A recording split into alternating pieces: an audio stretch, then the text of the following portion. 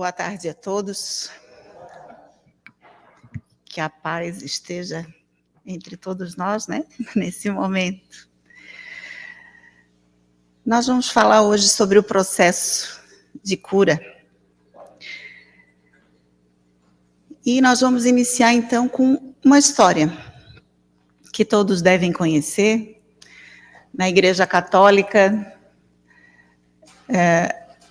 essa figura é chamada de Verônica, que foi a mulher que passou por uma grande provação. Ela tinha um problema de saúde que para a época era muito grave. Nos dias de hoje a gente poderia até fazer ideia do que é que ela tinha, mas na época não se sabia. E ela sofria de uma hemorragia constante, coisa que devia trazer para ela várias consequências, além das físicas, como uma anemia, fraqueza, né? Mas para a época, as mulheres, no período que estavam sangrando, elas eram impuras. Então, ela não podia conviver com as pessoas, ela não poderia tocar num homem que ela era condenada àquele ato, porque ela era impura. E ela, durante a vida dela, durante 12 anos, ela fez tudo que ela podia para se curar. E ela foi abandonada pela família. E ela viveu sozinha.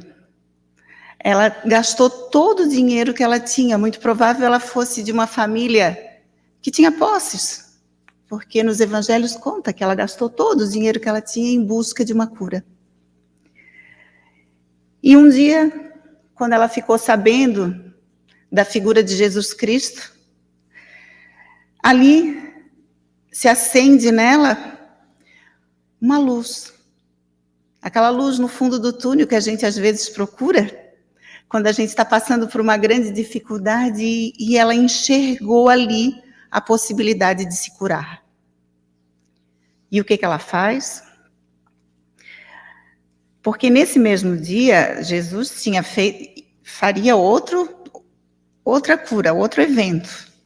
Porque ele estava indo em direção à casa de Jairo, né? Que ele tinha uma filha que estava doente, mas isso não é o caso. Ele estava em direção à casa de Jairo. E quando as pessoas viam que Jesus estava andando nas ruas, elas se aglomeravam em torno dele, né? Ocasionava aquela balbúrdia de pessoas necessitadas, buscando algo através dele. E nesse momento, quando ele está caminhando, ele para e pergunta: alguém tocou em mim? Aí os apóstolos: como assim? Estava cheio de gente, como que não? Que as pessoas não iam te tocar, né? Não. Alguém tocou em mim, porque de mim saiu uma virtude. E aí a gente vai ver o que é virtude. Segundo Aurélio, são disposições constantes do espírito, as quais, por um esforço da vontade, inclinam à prática do bem. Jesus, com aquele alto grau de conectividade com Deus, ele tinha uma percepção da energia e do pensamento das pessoas que foge ao nosso alcance de entendimento até. Ele sabia tudo o que estava acontecendo. E ele percebe que ele é tocado. E aí a mulher, ela cai no chão. E em lágrimas ela diz: fui eu que te toquei, Senhor, mas eu toquei só na pontinha da tua veste. Porque ela sabia que não podia tocar em ninguém. E aí ele se ajoelha, levanta ela. E ela diz assim: não, eu não sou digna de ti, não. Tu és minha filha. E o que curou? O que curou essa mulher? É isso que a gente vai tentar ver, seguindo esse exemplo da Verônica, porque ela se cura na mesma hora, o sangue estanca e ela fica curada. Mas o que é preciso da gente para que a gente chegue nesse ponto? Porque foram algumas pessoas que Jesus curou. E quando se falava de cura naquela época, a gente falava de curas materiais, a cura física, do corpo, porque quando a gente fica doente, a gente quer curar o corpo. Desesperadamente a gente quer curar o corpo.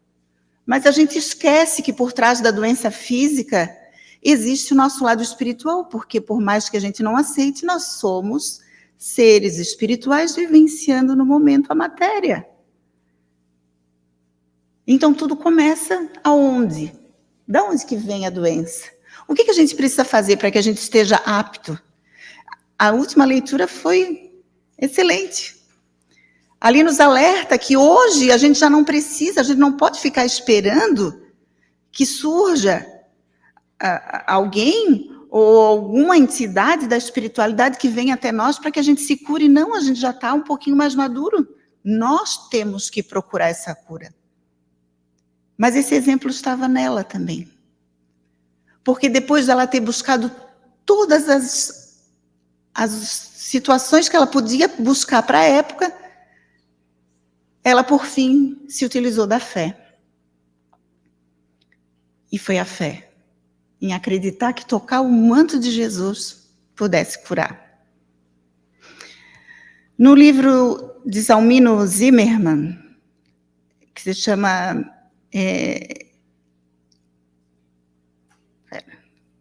que eu não anotei. Bem, ele fala sobre o perispírito, o livro inteiro.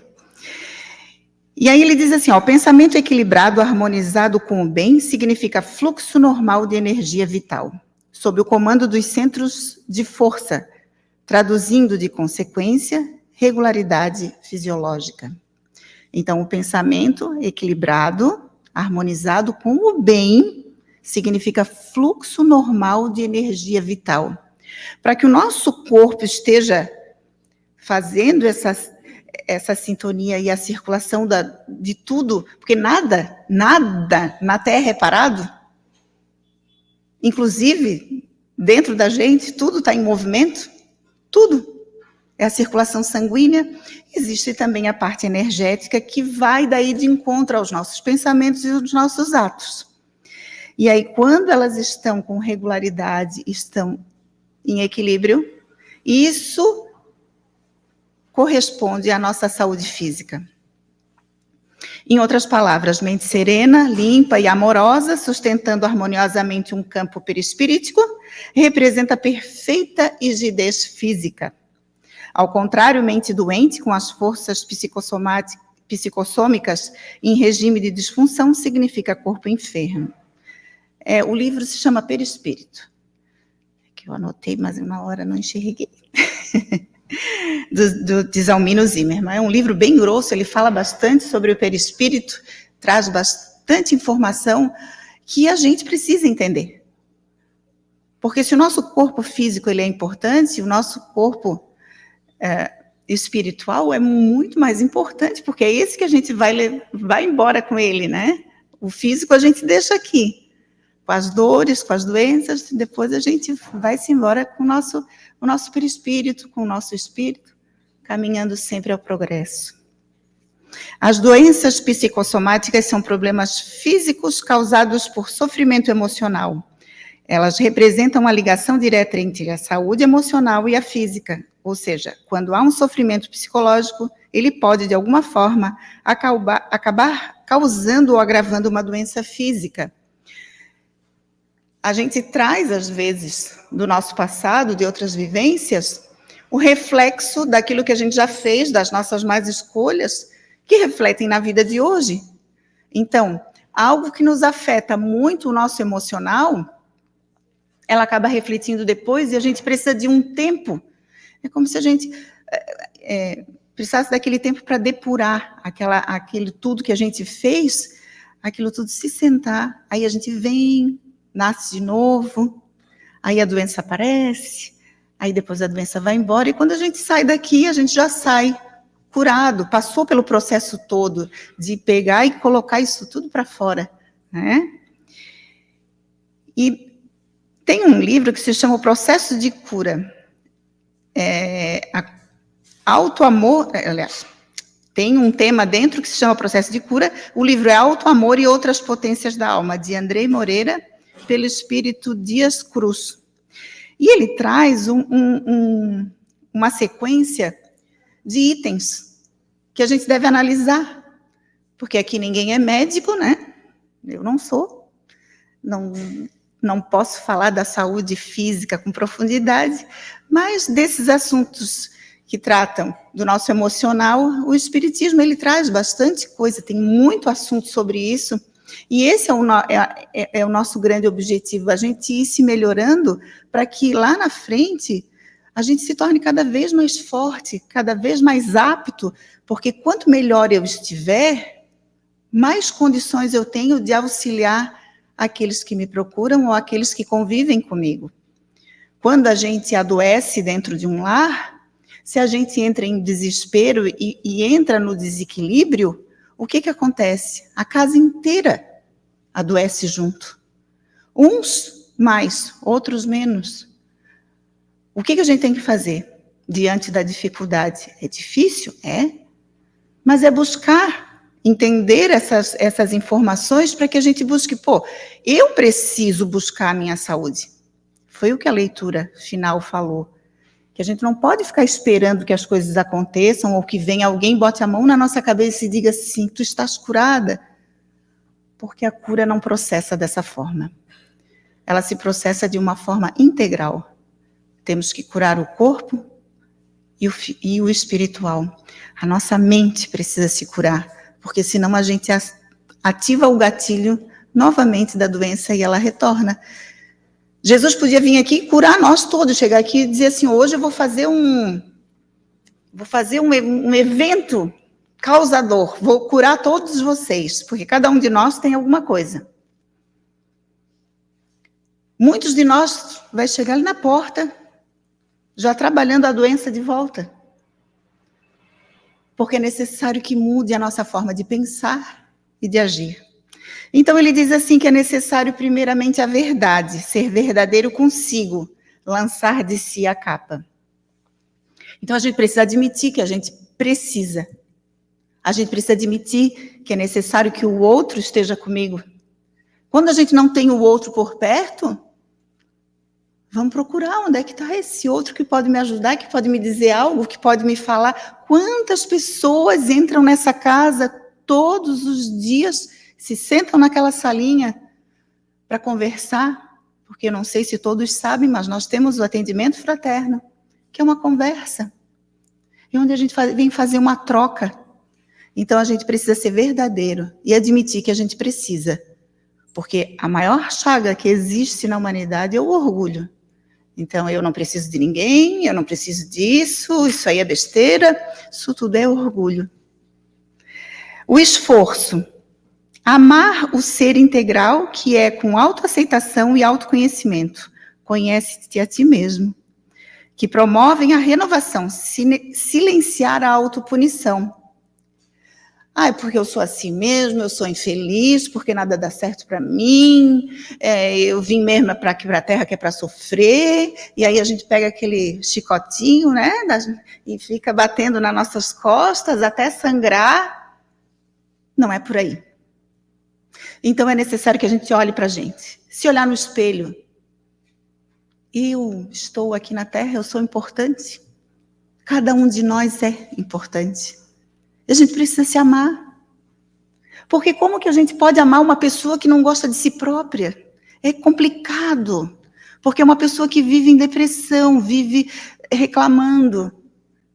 Então a gente acaba afastando todo mundo de perto da gente, porque a gente já pensa assim, lá vem a fulana, lá vem o fulano, vai contar de novo um monte de tristeza para mim. Sabe? Vamos procurar darmos valor a nossa figura, aos nossos sentimentos. Quando alguém diz assim, a tua dor é besteira, isso aí a gente tira de letra. Eu tiro de letra aquilo ali. Mas o outro não tira. E quem que tem a dor mais importante? Eu tenho a dor mais importante. Porque a minha dor é aquela que eu não sei lidar. A dor do outro, eu também tenho que achar importante. Eu sei lidar com a dor do outro, porque aquele problema eu já passei um dia, eu já aprendi como é que se faz.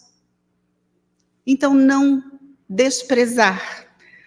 A gente tem que ter sempre um olhar de amor. Todas as vezes que a gente tiver em dificuldade de tomar uma resolução, a gente pensa assim, como que Jesus faria? Jesus nunca desprezou o sentimento de ninguém. Nunca desprezou a ninguém. Cada um tinha o seu valor, porque ele sabia que hoje nós estamos assim. Mas quando ele olhava para a gente, ele olhava para a gente lá na frente, com toda a nossa potencialidade. A paciência, porque nenhum processo patológico se constrói da noite por dia, da mesma forma, a cura demanda tempo, a paciência é a ciência da paz. Com paciência a gente alcança tudo. Quando a gente fica resfriado, a gente sabe que é um ciclo. A gripe é um ciclo, né? Normalmente 7, 10 dias. Isso é para todo mundo.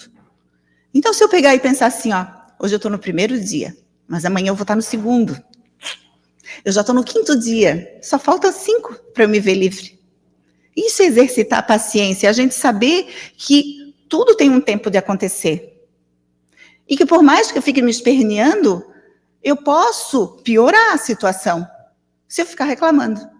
Mas eu posso melhorar muito, se eu esquecer, ainda que seja um pouquinho, que aquilo está acontecendo, para que eu consiga passar com mais suavidade. Nós precisamos nos abster da comparação mórbida dos comportamentos alheios.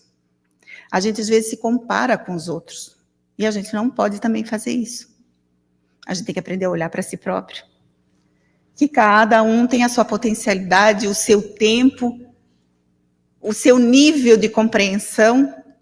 Isso não é igual para ninguém. E se eu não tiver também paciência com o outro e a compreensão do outro, eu também estarei vivenciando uma história de amor ao nosso próximo, porque é assim que a gente caminha. Para conversar com um por um, cada um é de um jeitinho. Se a gente pedir assim, ó, vai ali na frente, fazer do seu jeito. E aí Deus ou Jesus vai estar olhando, ai, que prece bonito. Não, é aquilo que a gente carrega dentro da gente, é que tem valor. Fazendo comparação, porque o outro sabe fazer tão bem, e eu não sei. É o que vai aqui dentro. E às vezes o que vai aqui dentro não tem nem palavra, só vibração. Que basta isso. Que neutraliza. Quem aqui é ansioso? De ansiedade, né? Já teve gente que levantou o dedinho assim, bem. A ansiedade, ela é terrível, porque a gente sofre com uma coisa que não aconteceu. Quando eu tenho 4 filhos, quando eu cheguei na última lugar que eu não queria que ela fosse, eu dizia assim, vamos fazer o seguinte, vamos esperar chegar mais perto para eu te responder? Aqui. Normalmente a coisa se desmanchava no meio do caminho, ela dizia assim, não vou mais, precisei pensar, nem precisei responder. Porque é assim a gente, num dia a coisa está de um jeito, no outro dia está completamente diferente. Então, sofrer por antecedência com essa ansiedade pode nos adoecer. A perseverança. Aquele que está em processo de cura integral sabe que a cada dia percebe uma mensagem nova no corpo e uma nuance nova de si mesmo e da vida. Percebe que só tem o poder real de modificar em si próprio e nunca o outro. Então, se eu tenho que modificar alguma coisa e eu quero que a vida se modifique diante de mim, eu preciso mudar. Eu preciso enxergar melhor. Eu preciso olhar para outros cantos que às vezes a gente não olha, às vezes a gente olha sempre na mesma direção, faz tudo sempre igual. Como é que a gente vai conhecer coisas novas ou ter novas ideias? Isso faz parte também da cura, sabe? A gente mora numa ilha. Se a gente não usufruir da beleza que essa terra tem, porque a gente se cura olhando para o mar. O pôr do sol, que eu estou com alguns domingos que eu bati foto do pôr do sol, e os domingos têm feito. Eu gravei por ser domingo, porque é o momento que eu volto da casa da minha mãe. Chego ali, eu digo, meu Deus, que coisa mais linda. Então, fazermos coisas diferentes. A oração. A oração é algo que a gente não precisa nem falar. A oração é o momento que a gente se conecta com o Pai, que a gente faz essa entrega e a gente diz para Ele assim, olha, eu estou aqui que nem um caquinho, estou precisando do teu colo. Aí é nesse momento que a gente usa da espiritualidade. E é nesse momento que a gente recebe. E quando a gente não percebe, aí a gente diz assim, eu rezo, não acontece nada, mas é que a gente não se dá conta. Porque tudo que vem do amor e tudo que vem de Deus vem em silêncio. Não faz balbúrdia. Quando a gente quer que alguma coisa se modifique, a gente tem que silenciar. E aí pedir com fervor. Se usar da oração para isso, mas fazer o silêncio. Porque o Papai do Céu vai falar no silêncio da nossa mente. E aí a gente vai escutar o que Ele tem para dizer. No meio de barulho a gente não escuta.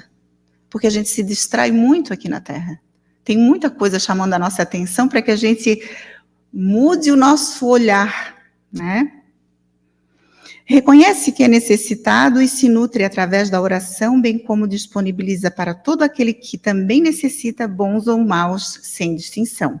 Então, a gente usar da prece para com todos, sem fazer distinção. Isso também é um exercício para a saúde. Porque nesse momento que eu faço a prece, eu peço para aquele que me incomoda, para aquele que está em erro, sem fazer distinção, porque é muito fácil a gente orar, né? Para o filho amado, para a mamãe que é boazinha. Agora, quando o filho apronta, e quando a mãe não é tão boa, ou quando na nossa casa tem um criminoso, esses não são dignos de prece? São. E é nesse momento que a gente também se cura do orgulho, da vaidade, de se achar que é melhor do que o outro. É aí que a gente coloca em prática a mensagem do Cristo, que é a mensagem de amor. Porque Ele disse que ia amar todo mundo, sem distinção. Ele não ia escolher um ou outro. Todos são amados por Deus. Porque o mal, ele é transitório. Se hoje estamos numa atitude ruim, amanhã a gente não vai estar mais. E o nosso erro, ele vai se transformar em passado. Em algo que a gente vai olhar lá para trás e vai dizer assim, poxa, eu já fui assim um dia, mas graças a Deus, eu não sou mais. A entrega. O caminho de cura é caminho de fé ativa. Acreditar que Deus está no comando, que a nós nos cabe caminharmos sempre em direção ao progresso. Quando eu dei o exemplo da mulher que tinha hemorragia, a gente pode, se a gente for ler novamente todos esses tópicos, a gente vai encontrar um pouquinho dela. Porque ela buscou na matéria, né, que buscou o médico, buscou se curar, buscou usar um remédio, ela ficou sozinha, ela se isolou. Muito provável, né, nesse isolamento que ela teve da família, quanto ela não pensou sobre aquilo? E o que se tornou para ela o grande objetivo? Não era ser reconhecida pela sociedade, não era nada disso. Ela queria de novo recobrar a paz, a tranquilidade de poder ir e vir. É por isso que ela se curou, porque ela foi buscando cada uma dessas coisas. Então, quando ela vê que ela está sozinha, ela se agarra na fé. E aquele sozinha era só aparência. Dentro da fé, ela traz Deus para perto dela. E foi ali que ela encontrou o caminho para... E que sorte é dela, né? Estar na terra quando Jesus esteve aqui em carne e osso. A coragem. Para ver cura é essencial o contato da alma por meio da razão enobrecida e do coração, ou sentimento desperto. Aprender a ouvir Deus dentro de si. Isso aí é básico, né? A gente precisa ouvir Deus dentro da gente. A adesão às propostas terapêuticas, que foi tudo que ela fez. Medicação, hoje em dia a gente tem acesso a tudo isso. Porque quem não tem acesso para pagar porque aqui fala assim, a medicação, dieta, exercícios, dentre muitos outros instrumentos terapêuticos, são recursos de misericórdia para a criatura que aprende a receber, porque necessita e beneficia-se porque merece. Então, hoje, nós evoluímos tanto que tudo isso já está muito ao nosso alcance.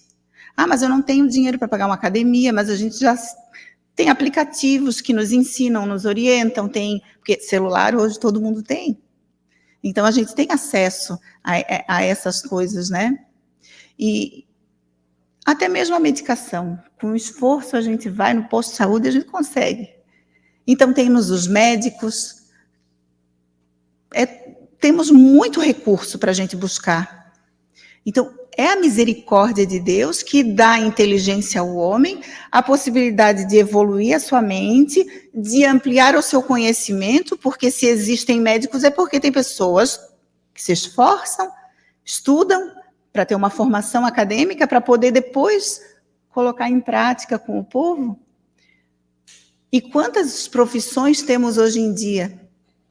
Quantas possibilidades temos de fazer esse exercício? Porque tudo que se faz, todas essas profissões que abrangem um atendimento a tantas pessoas, é uma forma de crescimento daquele espírito.